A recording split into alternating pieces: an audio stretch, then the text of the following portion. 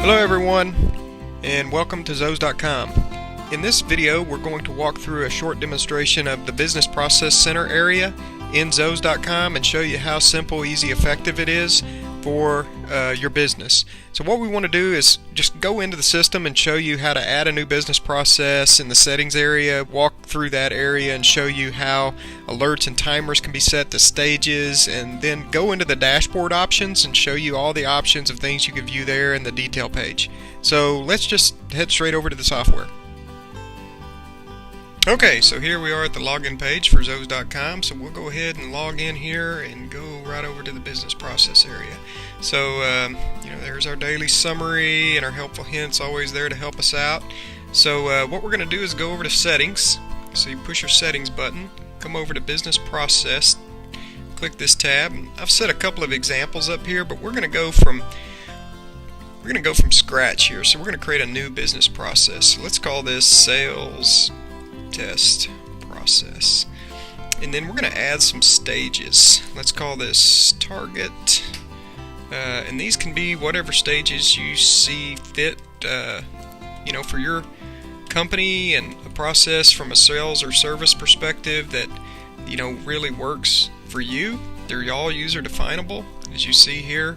The way I'm doing this is I'm just labeling these whatever label I'd like to have. So let's go from set meeting to proposal, and then we'll do one more, work to close, because we're going to close a lot of business. So and then you can come over here and give each one of these stages a color. You can use colors that possibly mean something to your company, or you can just randomly select colors that you like. The other thing we do here is this timer alert. You can do this by days or you can do it by date. This is important because I can go in here for stages, and this sets up kind of a tickler for me. So I can say number of days, and this says enter the number of days. So I can say 3 days. If I have anybody in the stage target that's over 3 days old in that stage, let me know. So how does Zoes let you know? Automatically an email will go out that will give you a warning. We're 1 day from expiring this alert, and then the next day an email would go out and say this is expired. It would tell you the contacts involved and show you the action of past due or warning.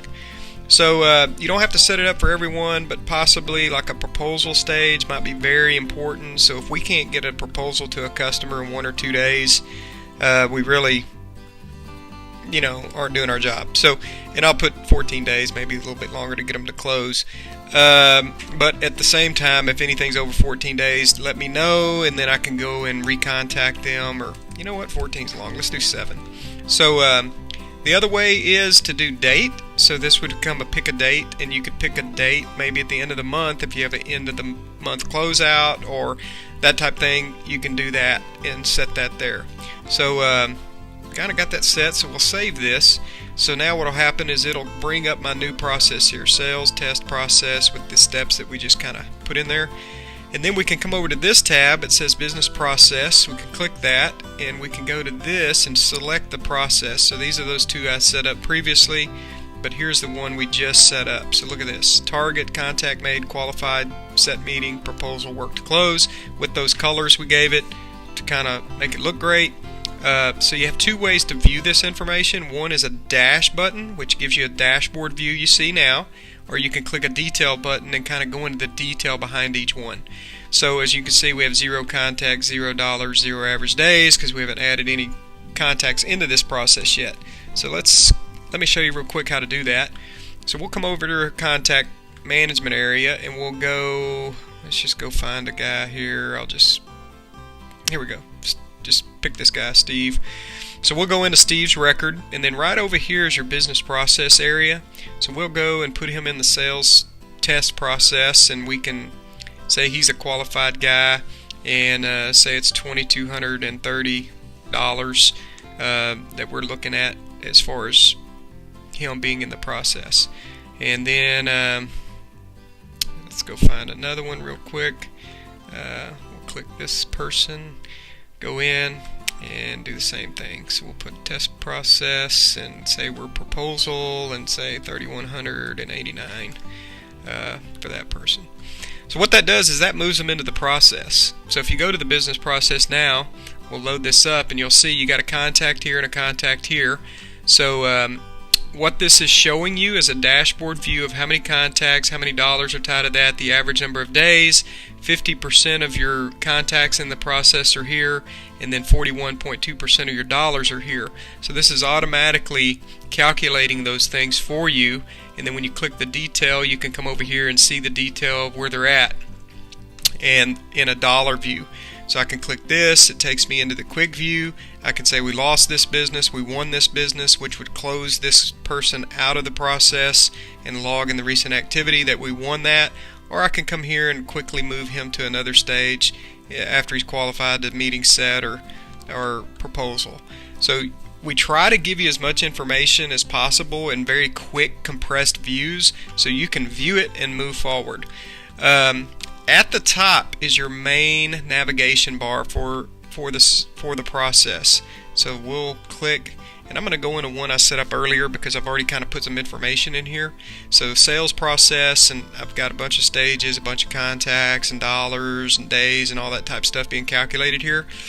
But this next, so we're in the sales process, we're viewing it by all locations and all users. Possibly if you have multiple locations, you can click and have just a location of Texas or just a location of Oklahoma, and this would narrow your view down to just those locations or all locations. And you see as we do that, our numbers kind of change here on the dashboard.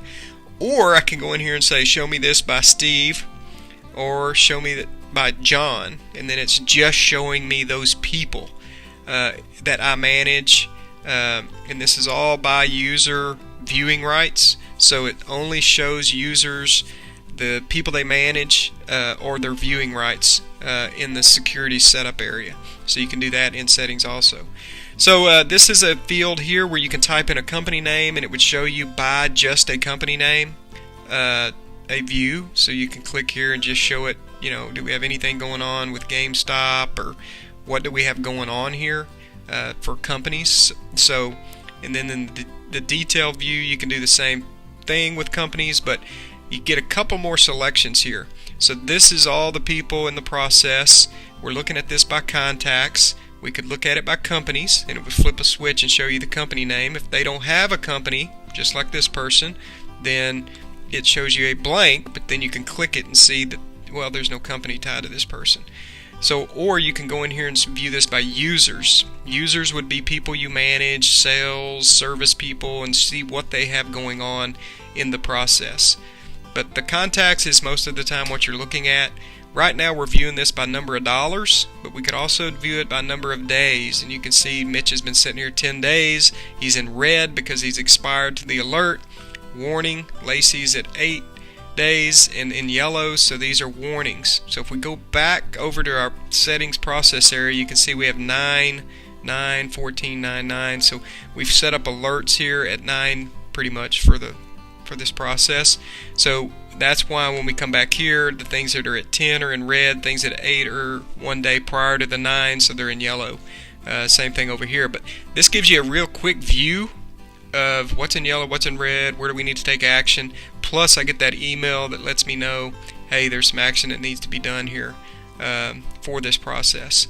So, you know, real quickly you can click here, change this person. You know, he's disqualified, but now he's come back to you and he's kind of looking at what's going on. So we move this guy over real quickly to shopper. So now he's in the shopper stage, and you can see the total days he's been in the process is 8, but for this stage he's only been there 0 because we just moved him. So it does let you know the total time that people have been in the entire process also. So I think that kind of gives you a good feel for this, and you know, trying to give you as much information as possible, like we said, very quickly.